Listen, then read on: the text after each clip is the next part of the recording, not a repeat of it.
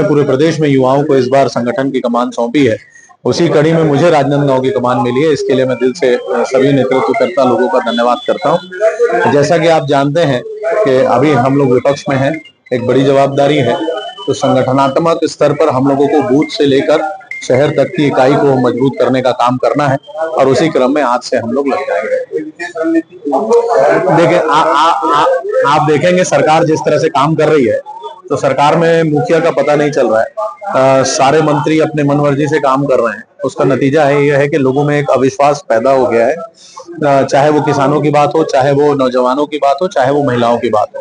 आज बिजली के दरों में वृद्धि सीधे तौर पर महिलाओं को परेशान करने का काम कर रहे हैं। बिजली के दरों को बढ़ा दें, क्या होता है, जो गृहिणी होती है वो घर के खर्चों को देखती है और बिजली के दरों में वृद्धि सीधे तौर पर महिलाओं के जेब में डाका डालने का काम ये भारतीय जनता पार्टी की सरकार कर रही है। साथ ही साथ किसानों को जिस प्रकार से अभी धान खरीदी में विलंब और जिस प्रकार से खेती के समय खातू ना होना और बाकी उनको पंजीयन के लिए खड़े रखना, ये कहीं से उचित नहीं है। तो किसानों की बात हो, चाहे नौजवानों की बात हो, चाहे महिलाओं की बात हो, भारतीय जनता पार्टी की सरकार चलने का काम कर रही है और इसको लेकर जनमानस के बीच हम लोग जाएंगे और एक आंदोलन, एक बड़ा जन आंदोलन इस सरकार के खिलाफ हम लोग करने का काम करेंगे।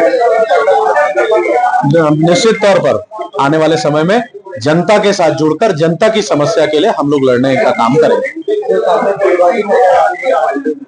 मुझे लगता नहीं कहीं कोई गुटबाजी है। कार्यकर्ता सब एक है, नेता सब एक है।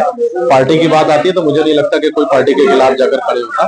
पार्टी के साथ है सारे लोग और कहीं ऐसी बात सुनने, आप लोग के माध्यम से सुनने देखने को मिलेगी तो वहां जाकर बात करके उसको समन्वय करके काम करने का प्रयास हम लोग करेंगे।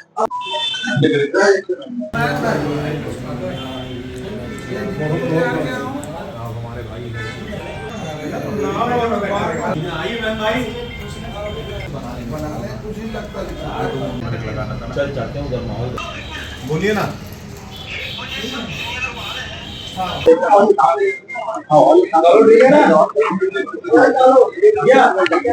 आपको संभालना